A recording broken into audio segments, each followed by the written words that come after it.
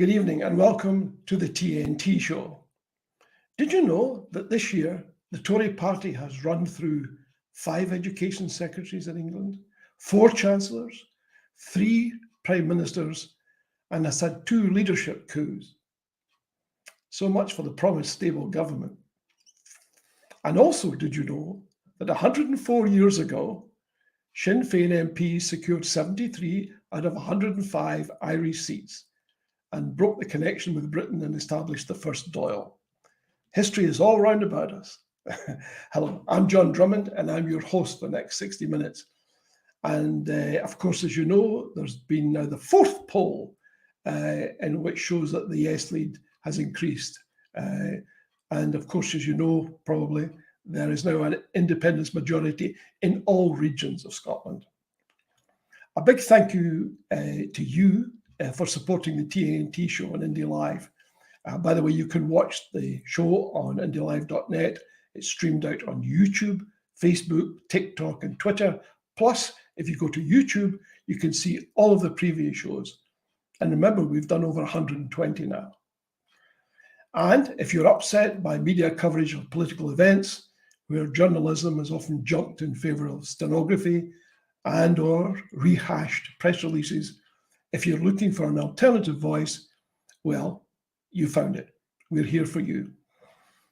And it's been another great day for British democracy, in particular the mutual arrangement between the monarchy and the media. If you've been watching the Netflix series, you'll know that Harry and Meghan, or as they prefer to be known as H&M, they have complained about press harassment, media harassment, and the press say they're lying. So in a terribly British way, the accused has judged their own case. Now, none of this would matter particularly much if the palace did not have a constitutional role in the UK. And it could turn out to matter a great deal because, meanwhile, in other news, Prince Andrew continues unaffected, despite having paid £10 million to persuade a woman from calling him a name. Tonight, we are talking to another very special guest. We'll be discussing Wales, Scotland, constitutions, and confederation. Don't be put off by the long words. All of this is central to your life and your family's lives and all of those friends and associates as well. We'll be talking about all of that and so much more besides with fellow of the Institute of Welsh Affairs, Glyndwr Jones. Now, he's here for a full hour and he'll be taking your questions live. So there's still time to get your question considered. You'll see the details on the screen. As you know, TNT stands for The Nation Talks. So in many respects, this is your show. We are live and we're free. So no license, not a problem. Now, to our guest. Tonight, The Nation Talks to Glyndwr Jones. Thanks for joining us. How are you, Glyndwr? Very well indeed, John. And thank you for having me on your programme this evening. Oh, it's a delight to have you. Where are you speaking to us from tonight? Speaking to you from London. I'm in London this week, and I'm in a very warm office, surrounded by freezing cold air outside. But I'm glad to be indoors.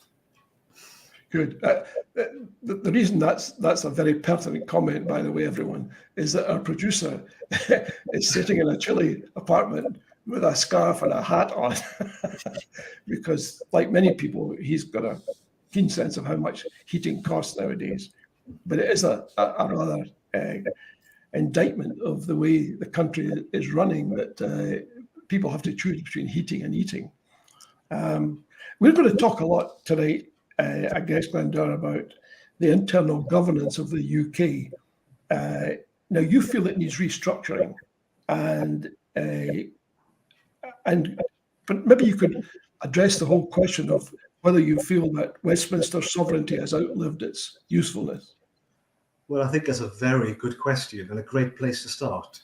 With the UK Supreme Court having recently rejected Nicola Sturgeon's plans for a second independence referendum, and the Commission on the Constitutional Future of Wales, established by the Welsh Government in July 2021, only last week releasing its interim report on options for fundamental reform of the UK's constitutional structures, the 4 nations John, as you say, are approaching a crossroads of sorts in their shared journey. In this context, we should acknowledge the political realities within these isles. The trend for divergence in policy stances and expectations across the four parliaments has compounded disagreements centred on constitutional change, with different parties holding power now in each institution for over 10 years. Let's remember that. The customary argument that parliamentary sovereignty should rest solely with Westminster now stands challenged. Today, there is an opportunity for those of us advocating greater autonomy for Scotland and Wales to progressively present a more sophisticated platform of debate for self-government, or even modern independence, dare I say, which wholeheartedly subscribe to the partnership principles of what I call constitutional collaboration with neighbouring countries and institutions. Interestingly, Westminster's tacit acceptance of Scottish independence as a legitimate option, further to the 2014 referendum, for example, suggests that sovereignty is ultimately determined by the populations of the nations separately and not by the people of the UK collectively. The possible challenge to both Conservative and Labour parties is to become more formally representative of the nations within their organisational structures. The makeup of the Liberal Democrats is already federalised if you look at a UK level, and the strength, of course, of the various nationalist movements, particularly in Scotland, is at a level uncommonly seen in other multinational states around the world. So we should probably frame that also in the context of Britishness. Britishness as a concept is much older than the United Kingdom, and we sometimes should not conflate the two things. And it is unrealistic to argue that the Scottish or Welsh people, say, in notional independent territories, this is now my view, would start considering the English as fellow Europeans instead of fellow British. So there might well be, there is a strategic need to explore some form of broad constitutional compromise which embraces the concerns of both nationalists and unionists and moves away from a winner-takes-all answer to the challenges. Yeah, I think it'd be fair to say that almost everyone recognises the winner-takes-all has probably reached the end of its political life. But the question is, and it's at the centre of all of this, which is, would any major change be politically achievable? Well, we have a scenario, especially since Sinn Féin's May election victory in Northern Ireland, that we have four parties in running each of the institutions. We have Sinn Féin in Northern Ireland, we have SNP in Scotland, we have Welsh Labour in Cardiff, and a Conservative government in Westminster presently. All unitary states, such as the UK, face ongoing challenges in acknowledging the partial autonomy and diversity of their constituent nations. And the makeup of individuals' identities, if we look at the electorate in each of those nations, is complex and partly comprises their beliefs, social affiliations, and relationships within territorial groupings. And if people sense that these qualities are not treated by central bodies with equal dignity and respect, then they do experience, and are likely to experience, the circumstances of government unsatisfactory. I think it's worth talking about federalism briefly at this juncture. To protect the UK's unity post-Brexit, the Welsh government has suggested federalism as a reasonable way forward, possibly mirroring unionist views in Scotland. However, federalism, whilst delivering probably more powers to Wales, offers restricted opportunities for expanding Scottish autonomy beyond the status quo. Further, it would likely deliver reform of the Barnett formula as desperately needed by Wales, but would impact negatively on the Scottish bloc grant, strengthening the attraction of a second independence referendum. But isn't the major criticism of federalism is that it would have to be rather forced on the majority population who've so far evinced absolutely no appetite for any form of constitutional change. And federalism would require that effectively Westminster would have to be utterly changed. Why should Why should anyone in England vote for that? It's an interesting scenario, because I believe the voices from the English regions are increasingly being heard.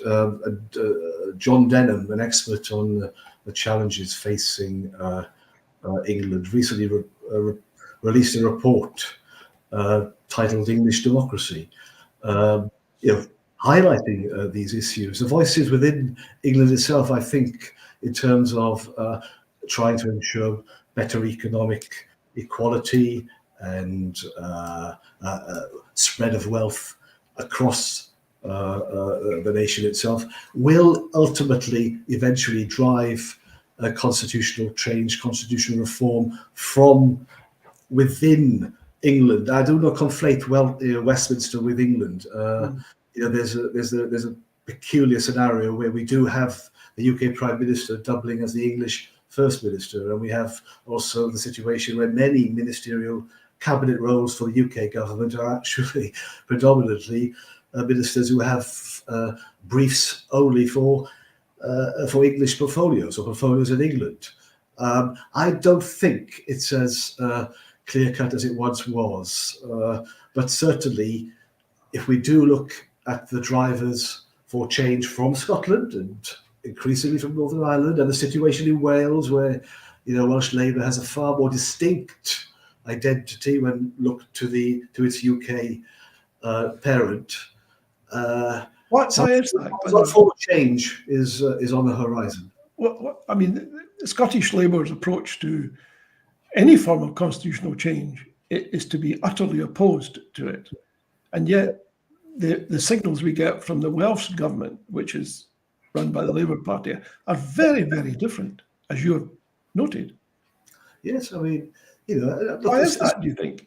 Well, hey, I haven't sort of explored that in any detail, but I would imagine that the nature of each element of that Labour Party's behaviour is a little different, or is at variance, because one is actually in power in Cardiff and having to make decisions on behalf of the Welsh people within the devolved portfolios, whilst the others is in a position of challenging an SNP government in Scotland. I think purely from the point of view of having to make responsible decisions on a day-to-day basis, politicians such as First Ministers, Carwyn Jones before Mark Drakeford, both had to make a strong case for the nation. The fact that the four constituent nations took different tacks in their responses to the COVID challenges has reaffirmed the various borders excellent. It was remarkable to me that a Welsh First Minister of, in essence, a unionist party felt the need to close the border with England during the period. But of course, Brexit's impact is having increasing repercussions, and it also has hardened, of course, the mood in Scotland. Yeah, well, I mean, I guess the difference between Scotland and England in that respect, I think, if I recall right, Wales did vote to leave, whereas Scotland voted categorically not to leave. By a very narrow margin. A very narrow margin. Yeah. What is the present sentiment in Wales about Brexit? I think it's still quite even, but many people I know are regretting the decision. Yeah. So if we're saying that there's an appetite for change, but if one looks across the responses to that change that you talked about, and you said there's a sentiment coming up from the regions of England to support some form of change. But if you look at the principles, if we look at the Prime Minister, if we look at his Labour counterpart, they have said categorically that they are utterly opposed to change. In fact, the Labour leader has gone further. He's saying, even if I find myself at Westminster after the next election and having to depend on the votes of SNP members, I shall shun them, and I'll have no truck with them at all. That doesn't sound like a bunch of folks who are sympathetic to constitutional change. Well, the voices presently are are, what should we say, they're gearing up to a potential general election, aren't they, in the next year or so. Yes, there muscular unionism as much as muscular nationalism can have repercussions and can create unnecessary binary choices when we look at various options that might be presented in our time. I will just go back to the fact that we have 4 different parties in each of the 4 capitals of the present United Kingdom, which are taking an increasingly different view in terms of their aspirations for constitutional reform, and also taking different views across all kinds of policy portfolios. And even if we look at some of the more recent workings of Westminster, where we have a situation where the 2020 Internal Market Act has had a huge negative effect on our devolved workings. More recently, the designation of HS2 as an England and Wales project, when there was no track being laid in Wales, but with no corresponding manifold funds being assigned to the nation, which probably should be in the order of £5 billion if we are looking at a fair settlement. We are finding ourselves confronting more increasingly, they're coming towards us a time where the institutions themselves will have to iron out better working arrangements. Yeah, it still seems to me that the antipathy towards any form of significant constitutional change is actually increasing rather than decreasing. I mean, for example, Gordon Brown issued his report recently, and essentially had little or nothing to say about Scotland. This seemed to me to be a huge missed opportunity from somebody who promised something as close to federalism after the 2014 referendum that could possibly be achieved in a unitary state. He is now saying, yes, but you didn't read the small print. And I thought, well, that sounds terribly like a politician's answer. What he's saying is, you shouldn't have believed me back then to the extent that you did. And my worry, and I combine this with your answer to the previous question, is that if the statements by Starmer and Sunak, for example, are posturing ahead of an election, then that perhaps increases the cynicism amongst the voters, in that they might think that, hold on, these people don't actually mean what they've just said. In other words, that both of them would cut a deal if it meant staying in power or attaining power. And on one level, that sounds perfectly straightforward. But on the other hand, it does intensify the feeling that you can't trust politicians. Don't you think? At quite an all-time low, particularly after events in Downing Street in very recent times. There's yes, I mean, on the one hand, as you quite rightly explained, there is the likelihood of a general election in the next year or so, and also people's general cynicism towards manifesto promises. I think we need to come back to the issue that we're focused on, is that constitutional reform is something that's been at the forefront of people's thinking in the individual nations now for the best part, well, for some time. And we have the Constitutional Commission in Wales releasing its interim report last week. The situation is still developing, of course, in Scotland in regards to how do you respond to the UK Supreme Court ruling. These are not, and the Northern Ireland scenario, these are not issues, or these are not contexts that will fast disappear. Yes, we can look at Westminster, but we can also sort of look at the perceived inertia of the Brown report, which I think is fair to point out I hoped that it would certainly be more ambitious than what it is. But to say that it's just Westminster that's driving this, though I appreciate Westminster is the central hub of power presently. Eventually, we are in a world of four. There are four constituent nations to the United Kingdom, and three of them are tugging in different directions. We talked about federalism, and obviously there are big pluses, but there are quite a few minuses to that as well. I mean, it may well be that in the case of Scotland, that ship has sailed, and it'll be very difficult to bring that back because of the polarization that's taken place and the dogmatism about not accepting the need for any change. Obviously, when people are dogmatic, it tends to polarize opinion rather than sort of bring people together. But bearing that in mind, I think it's your view that it's very much worthwhile considering a confederal system. Tell us what you mean by that. Well, I think you're quite right to say federalism is a politically difficult proposal, and that secessionist tendencies are increasingly prevalent. There is a need to explore some fresh constitutional thinking, and in doing so, could we not look to a model where we recognise the sovereignty of the home nations, and at some point seek to work within a robust social, economic, and security partnership directed by a limited but mature political legislature? And that takes you into the realm of confederalism.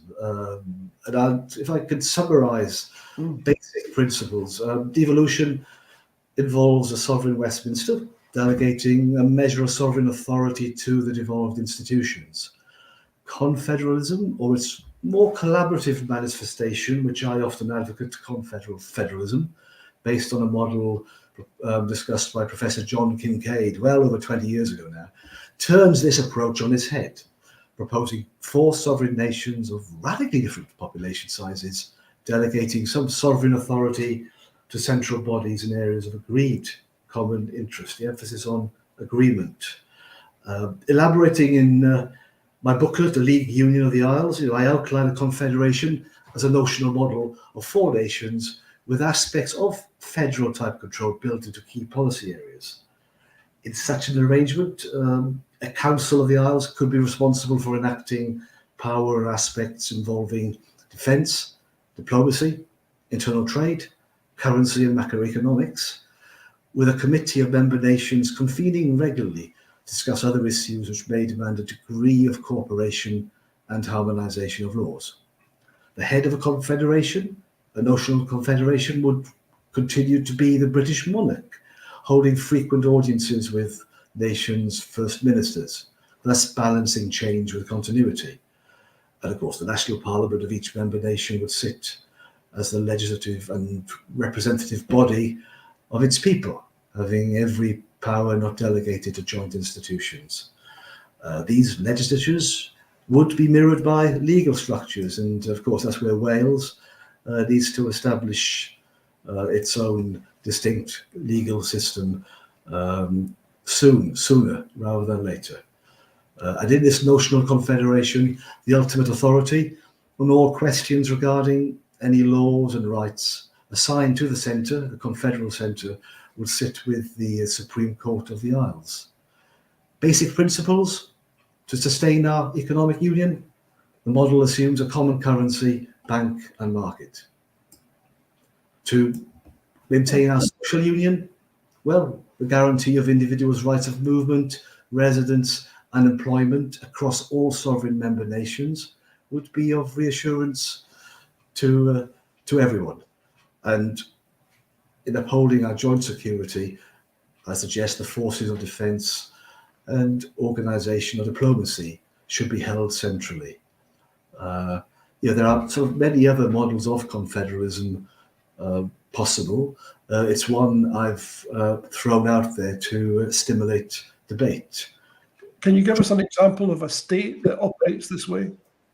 Well, the European Union itself is a confederation. Canada started as a confederation. It has moved towards federalism. Switzerland,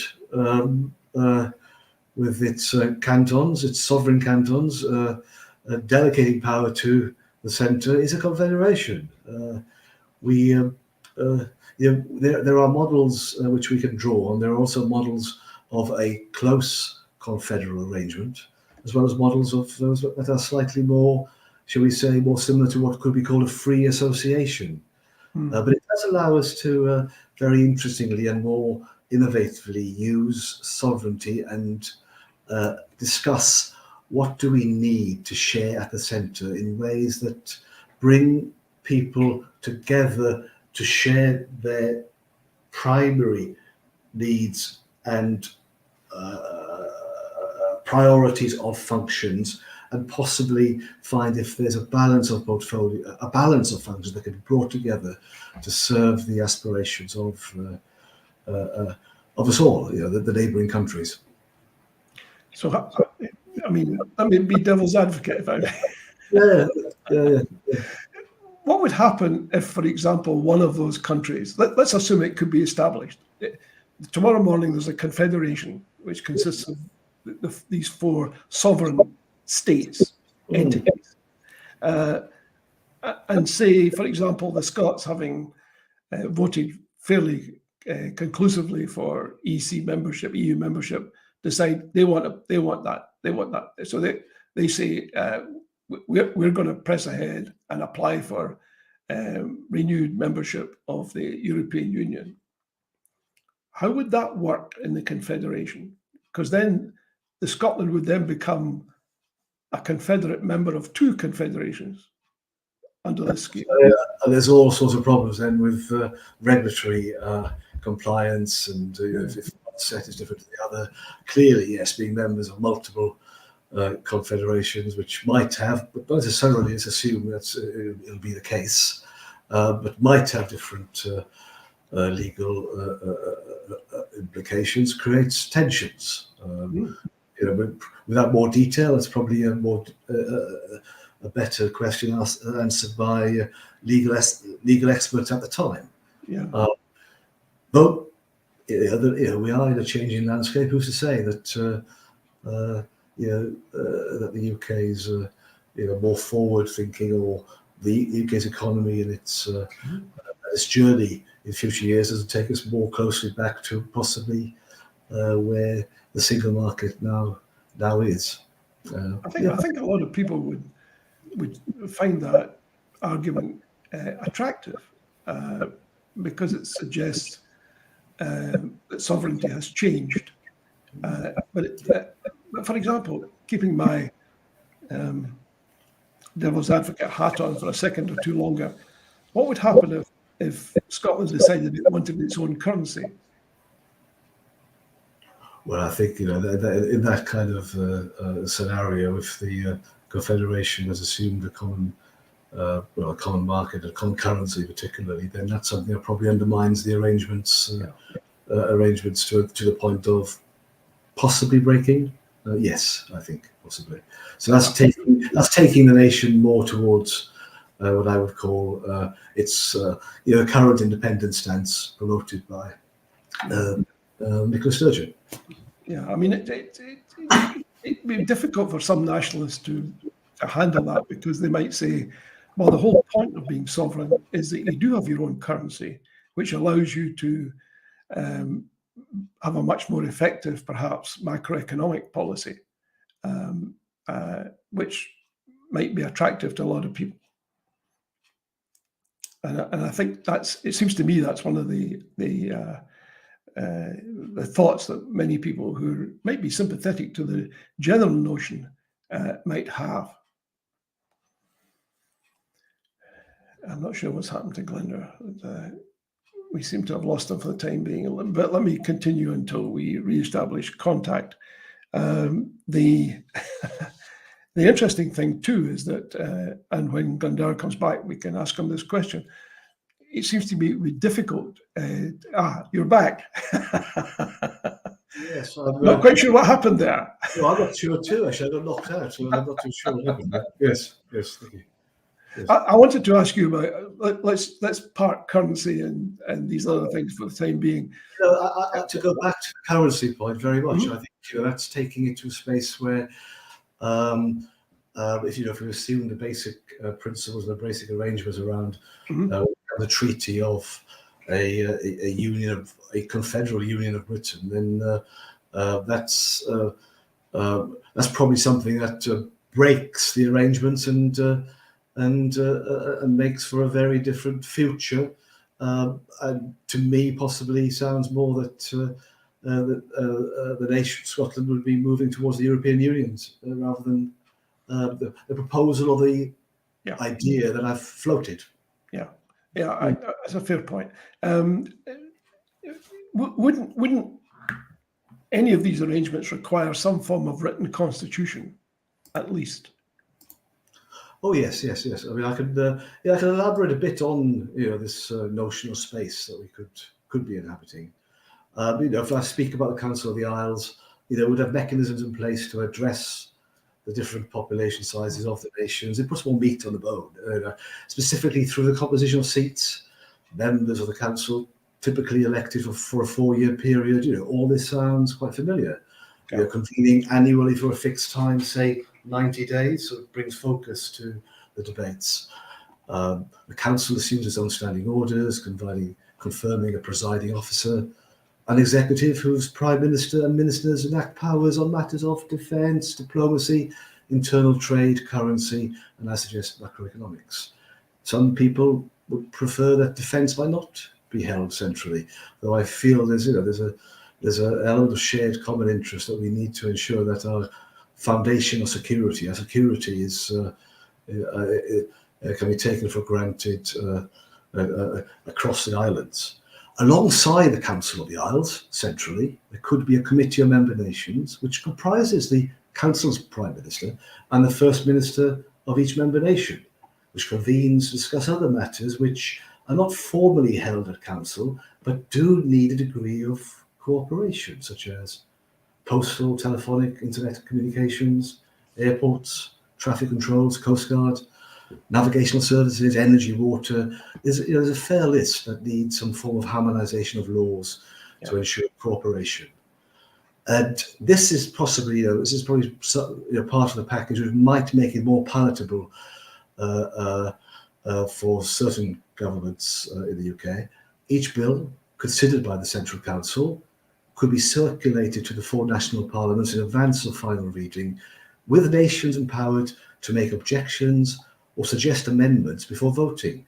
This provides, or could provide, a useful counterweight to any aspirations of the centre to act unilaterally on issues such as security and foreign affairs. I think people might well feel that the nations often might take different stances on those areas.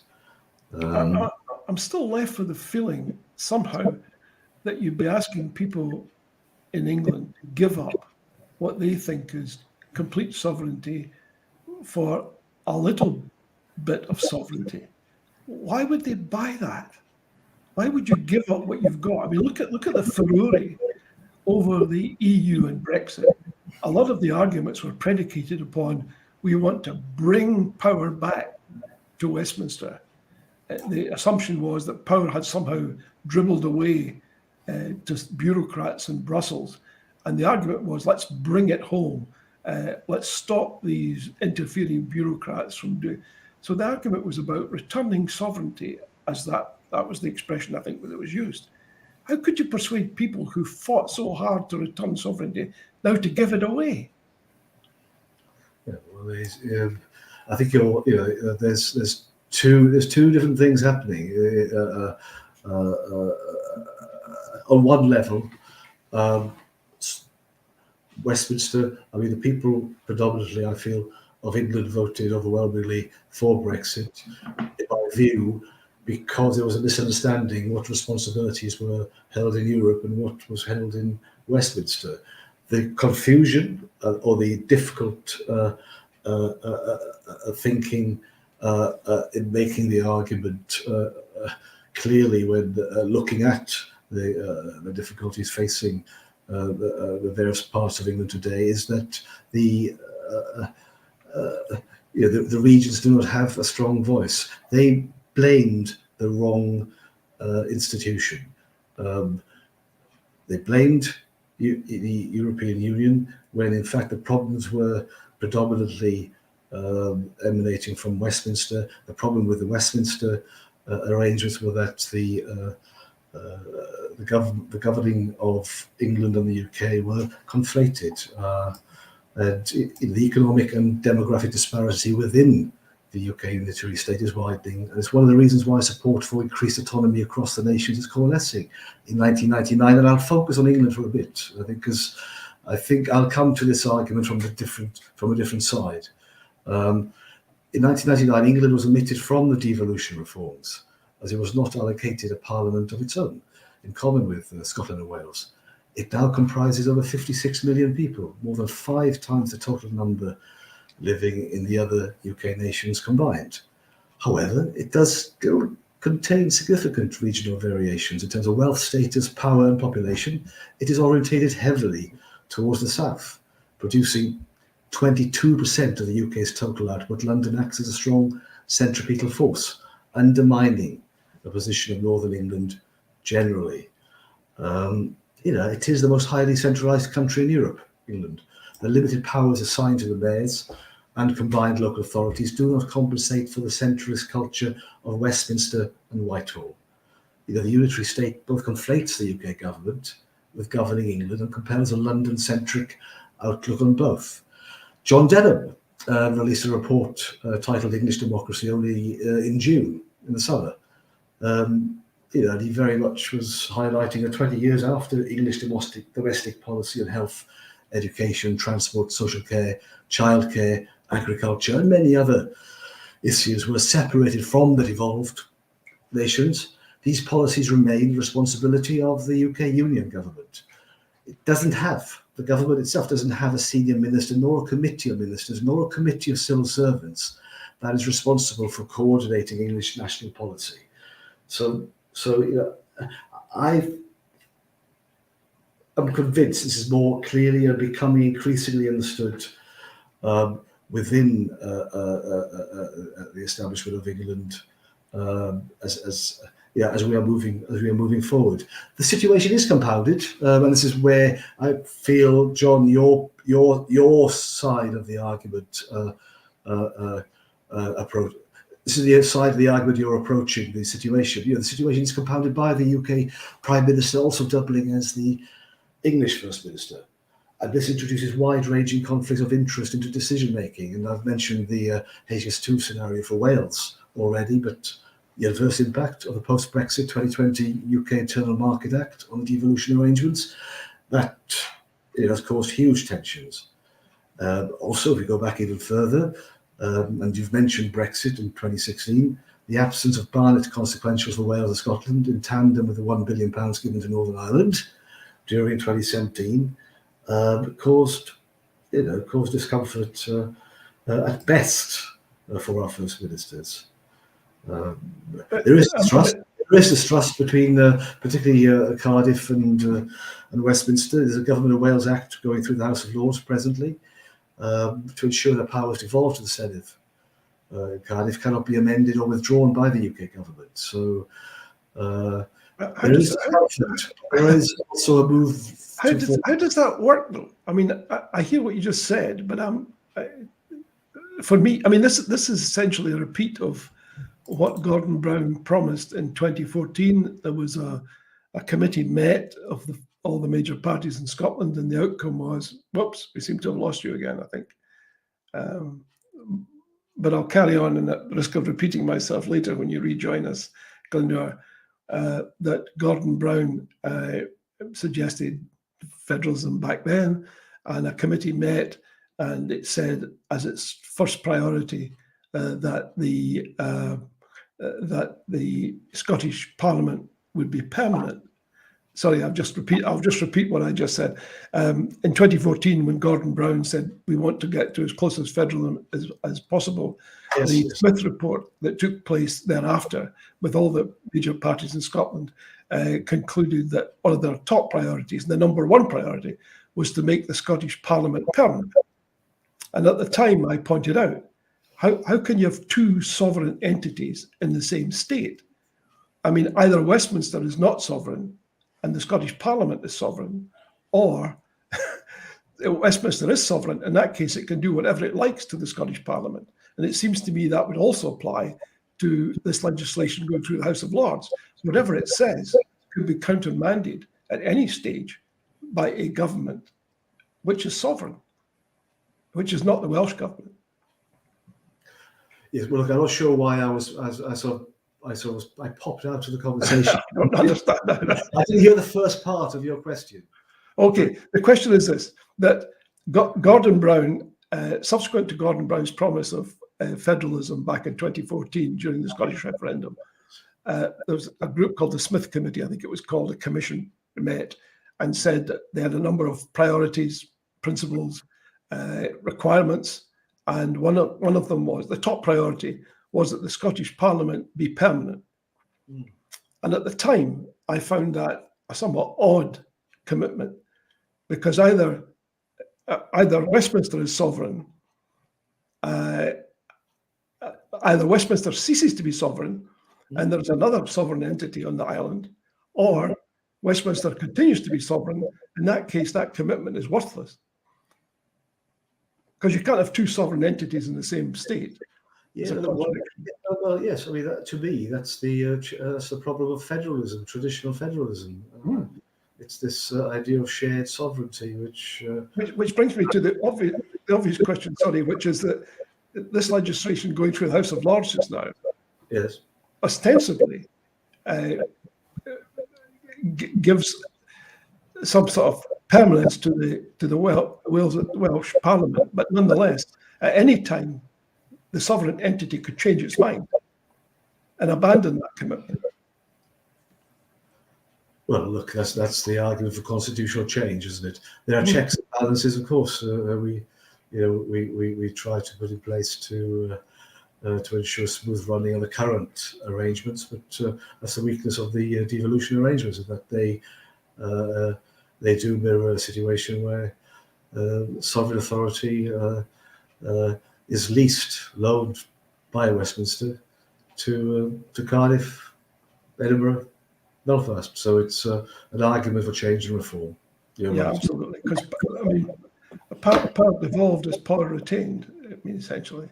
But I mean, it does seem to me that unless one goes to some sort of confederal system, these issues will bedevil the whole process, forever, really.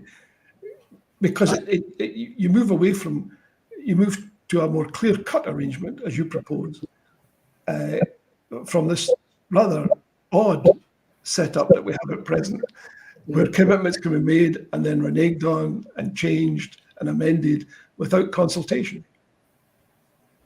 Yes, I mean, I think, and you're right to point out that the conversation does need to have a focus to some extent on sovereignty. And it's where ultimately such authority rests, because without having clear understanding of where ultimate responsibility power lies, there will always be confusion. Shall I could go back to the conversations around the need for constitutions, for clarity, transparency on the arrangements that govern us. It's widely conceded that evolution, if I take what you've just said a little further, devolution measures of the 1990s were insufficiently thought out. And if in time England does join Scotland, Wales, Northern Ireland in establishing a parliament, then the UK will require new provisions for governance. Before this programme, John, we were talking about how many states in the world had constitutions. Well, we know over 200 are underpinned by written constitutions, and surprisingly, the UK isn't, but has involved itself in drafting constitutions for countless others during the last century. We are, in this scenario where the unitary state is becoming increasingly diverse culturally, legally, and yes, politically. Written constitutions are is one way to make the machinery of government more understandable, accessible, transparent, reliable, predictable than it is. If I go back to the question of sovereignty, with many now asserting a multicultural Scottish, Welsh, English, or Northern Irish character before claiming a form of dual nationality, which also embraces a British personality, it is legitimate for us to reconsider the nature of Westminster's parliamentary sovereignty, such that it appropriately encompasses only authority over select key isle-wide functions. The pressing issue is what we do with that sovereignty as currently understood. Should it be shared across the 5 territorially defined identities, including that of Britain, in a traditional federal arrangement, which could, there's an element of muddiness to that proposition, or instead, as I would advocate, should it be assigned individually to the nations, which in turn would pool or delegate parts of that authority to common central institutions of a fundamentally British character, in areas like macroeconomics, currency, internal trade, defence. I mean, there's a lot to commend what you just said there, no question. And I think a lot of people would feel, hey, this is something that sounds attractive. I think the devil is going to be in the detail. I think the devil is how you persuade a sovereign entity to concede sovereignty to other people. It's generally never an easy process. I mean, history tells us that sovereignty tends to be jealously guarded. And then even if you could accomplish it, what's to stop one of the Confederate entities saying, oh, I've got fed up, I'm changing my mind. Because I'm sovereign, I want to disappear. I mean, for example, one of our questioners has said, given Scotland's general opposition to having nuclear weapons based in Scotland, specifically 30 miles from Glasgow, how would that fit with a Confederate model? I mean, the Confederate member Scotland may say, we would like the other member states to contribute to the housing of nuclear weapons. Yes, I think people should not enter treaties lightly. If we've sort of made a commitment, or if we're in a scenario, or if a scenario when it presents itself that where a treaty of confederal union is, or federal union for that matter, is agreed across the 4 nations, and there will be certain checks and balances in place to ensure that any secession of one nation from the agreement will be done in a managed, careful way. So to assume that one nation might leave almost on a whim, I think probably does not give weight to the negotiations and the work that needs to be done beforehand. Yeah. I mean, it would be a repeat of Brexit, essentially. I mean, it would be exactly the same as Brexit. A long negotiation, etc. Yes. If you were to look down, as the Americans say, look down the pike and visualize these islands in, say, five years' time, how would you possibly describe them then, the constitutional arrangements in 5 years' time? Well, certainly, I would I think we would all wish that the interparliamentary arrangements between the nations are vastly improved. My own preference certainly is that we are in a world where the nations themselves are sovereign, but have reached some form of collaborative arrangement, strategic compromise, where we understand our shared responsibilities and shared history. If we talk of British ideals and values, they are forged by geographic, historic, and cultural influences. These influences usefully bridge the demands of world interdependence and the desire for increase autonomy in our nations. The challenge, and this is the challenge, is to capture these principles in a new constitutional framework, which strengthens arrangements for self-government, whilst working within an island-wide structure typified by pluralism, tolerance, justice, equality, and solidarity. We all want to be comfortable in a future Britain. Indeed, the safeguarding of individual liberty within the nations, through reimagining the use of sovereignty, could serve as a counterweight to the inevitable instinct of the centre, John, to aggregate power within its core. The fact that responsibility ultimately lies in itself is likely to change the culture of government. We are today confronted by significant challenges and tests, and we do need to look at fresh solutions, and we have to frame our discussions increasingly, or I suggest we frame our discussions along the lines of how can we collaborate with our neighbours, what do we share, how do we build a future that's more prosperous and more in which we are more at ease with ourselves as on an isle-wide basis. We can't ignore the people's links across borders. 50% of the Welsh population live within 25 miles of the border with England. There are all sorts of other influences that, in the end, separatism is not, in a geographic scenario such as ours, separatism and looking only to a continent is not an option.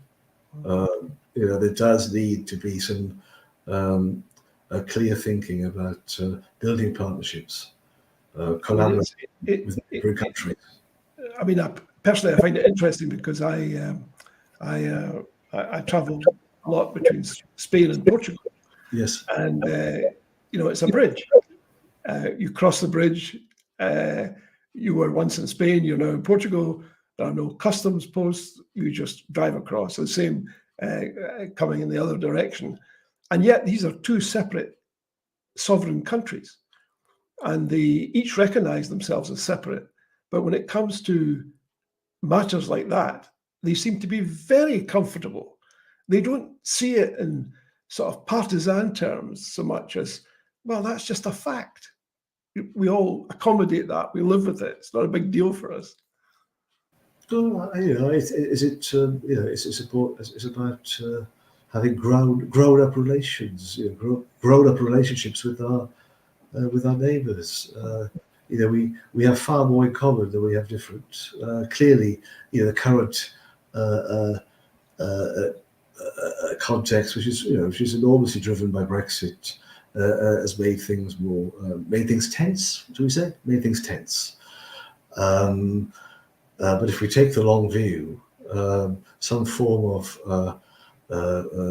union of the Isles, League of the British Isles, a federation or a confederation, some sort of free association, some structure that allows us to operate at least on an internal trade basis, but also trade, for me, currency goes hand in hand with that if you want to apply that on a successful basis.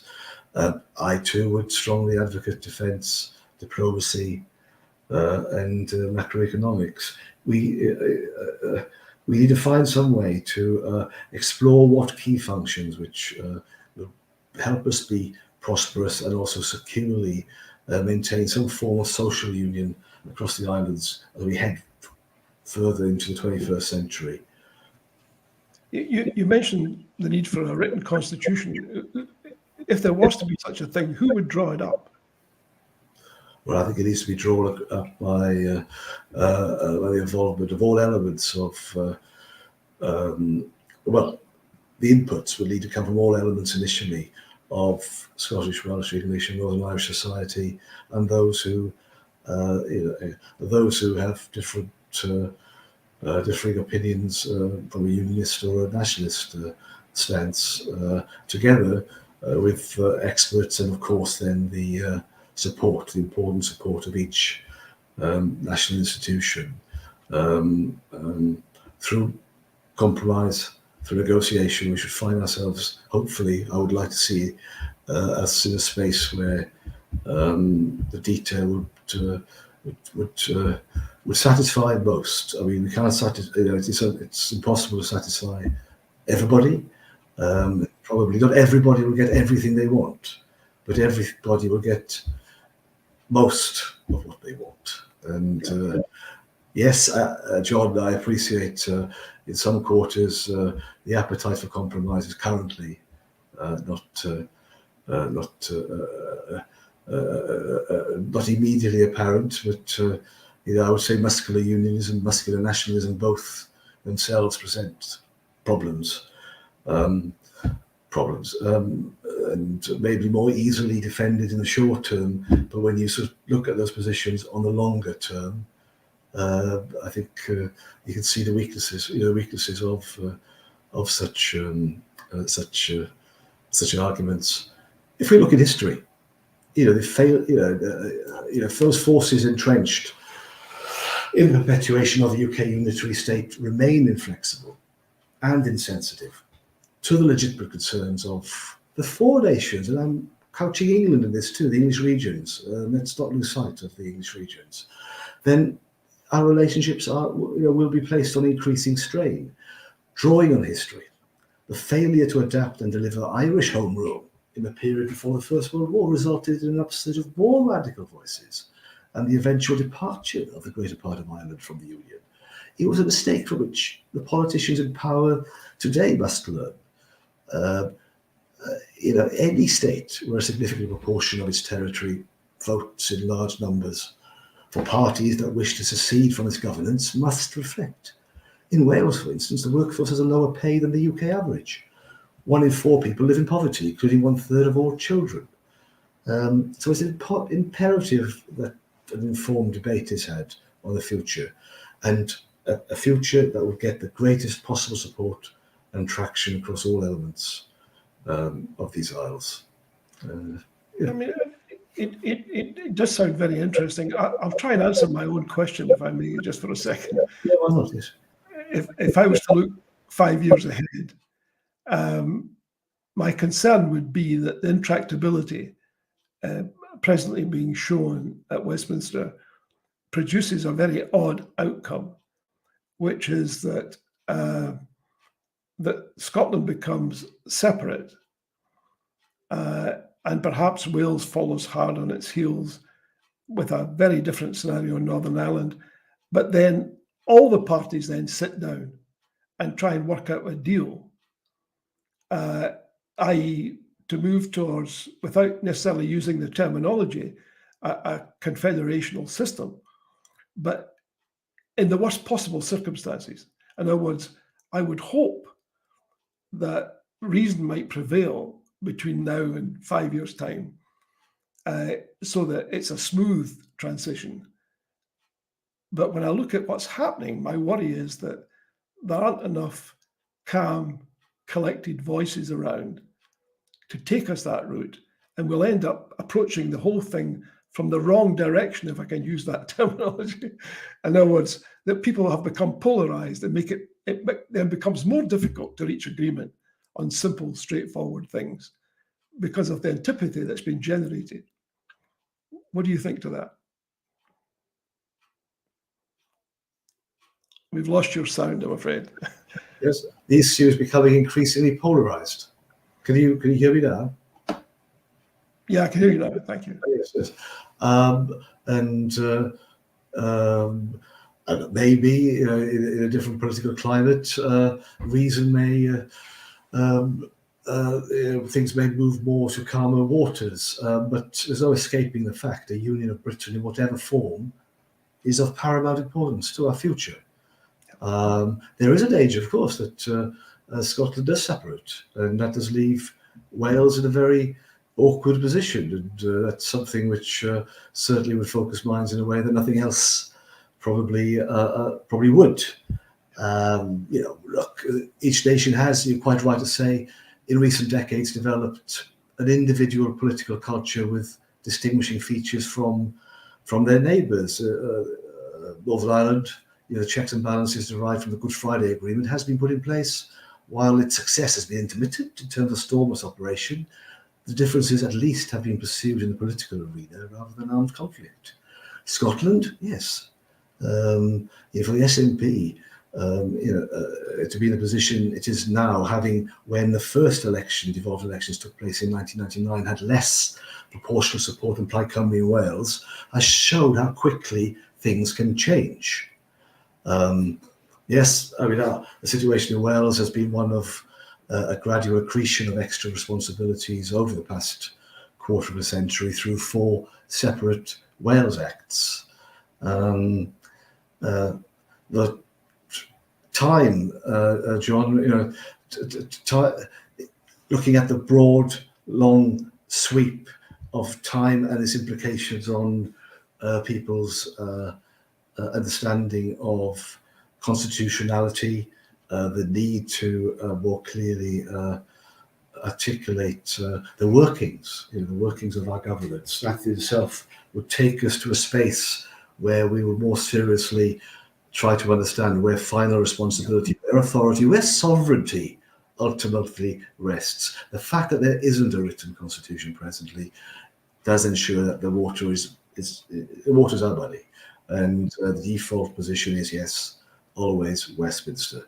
If we're having to focus minds and move to a position where we codify our practices and possibly our sort of more ambitious aspirations for the future, in doing so, we will be forced to discuss compromise. We will be sort of encouraged to reach consensus and clearer understanding of what is important to us, what really is important, and not important today in 2022, but important in 2030, 2040, 2050, for our children, for our children's children.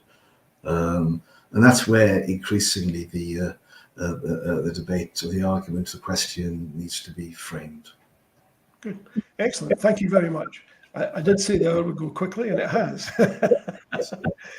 Excellent. Thank you very much, Glyndwr. And I'll just say a few concluding remarks. If you could stick around for a few minutes after we go off air, that would be terrific. Okay. Super stuff. Okay. Well, a big thank you to Glyndwr Jones, and thank you to all of you for joining us. We always try to be educational and entertaining, and I hope you agree we've met these goals tonight. A big thank you to all of you for joining us tonight. We hope you've enjoyed the show. We have, again, a formidable list of guests lined up. You'll see the details on independencelive.net. The TNT Show is taking a break over Christmas and the New Year period, and we're back in 2023. And we wish all of you a very happy and successful New Year and a very happy Christmas. Oh, as always, a reminder to look out for Dr. Elliot Bulmer's column in the Sunday National this weekend. You'll find it in the 7 Days supplement. Oh, by the way, you may notice in the public prints that the Tories are complaining about the £20 million allocated for a Scottish referendum. In other news, an equivalent amount is reckoned to have been given to Baroness Mohun. I leave it to you to figure out what might be the best use of this money. Thank you again to all of you for watching and listening tonight. Thank you for joining us. Stay safe and take care of each other. Good night, and a Merry Christmas and a Happy New Year.